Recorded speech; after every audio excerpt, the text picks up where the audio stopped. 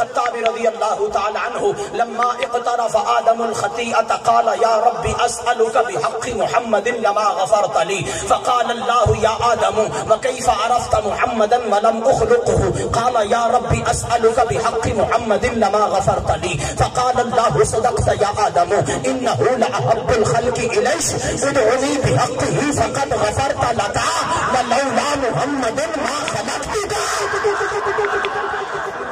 آمد مصطفیٰ مرحبا مرحبا آمد مصطفیٰ مرحبا مرحبا چہرہ والدہا مرحبا مرحبا علماء اہل سنت زندہ باد علماء اہل سنت زندہ باد علماء اہل سنت زندہ باد تاجدار ختم نبوت زندہ باد زندہ باد تاجدار ختم نبوت زندہ باد تاجدار ختم نبوت زندہ باد کلام مصطفیٰ زندہ باد کلام مصطفیٰ زندہ باد نعرہ حیدری. حضرات حضرت آدم علیہ السلام کو لو خلاف اولا کم ہویا. خلاف اولا کم کی ہویا کہ حضرت آدم علیہ السلام نے گندم یا جو دا دانا کھادا اپنی مرضی نال نہیں کھادا اللہ دی حکم اور اللہ دی مشیت اور مرضی دے نال کھادا. جدو گندم یا جو دا دانا کھا لیا تے اللہ کریم نے حضرت آدم علیہ السلام کو جنت چ باہر بھیجیا. ٹھیک ہے جی. اتباز نو کہندے نے جی اللہ دے نبی کو غلطی ہوئی علی یاس باللہ نقل کفر کفر نباشت. اللہ دے نبی کو غلطی نہیں ہو سکتی. ٹھیک ہے جی. ہاں اس روح زمین تے اللہ دے انبیاء معصوم نہیں اور آسمانہ تے اللہ دے فرشتے معصوم نہیں.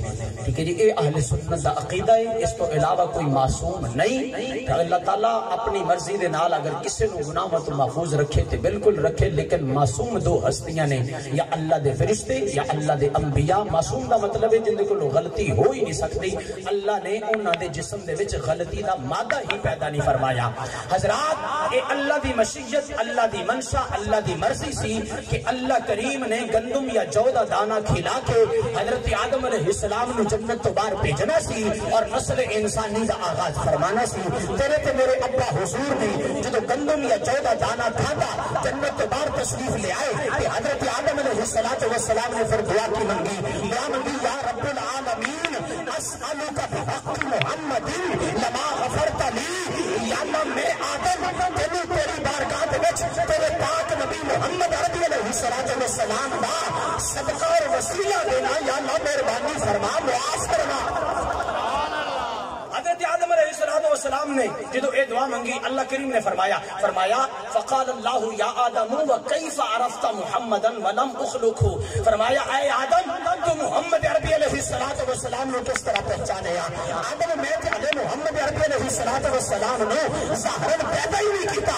حضرت آدم علیہ السلام نے اس کی دی رب العالمین لانک لما خلقتنی بیدک ونفخت فی من روحک رفعت رأسی. رب العالمین اپنے دست قدرت کے نام میں نے آدم نے پیدا فرمایا.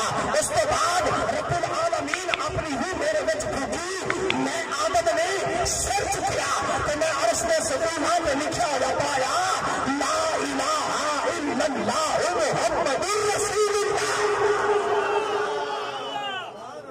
آدم علیہ السلام فرماندے نے میں عرش دے ستوناں تے پلراں تے بیماں تے کنگریاں تے ڈیکوریشن تے تزئین و آرائش تے لکھیا ہویا ویکھیا لا الہ الا اللہ محمد رسول اللہ. تے آدم علیہ السلام فرماندے نے فعلمت انک لم تضف الی اسمک الا احب الخلق الیک.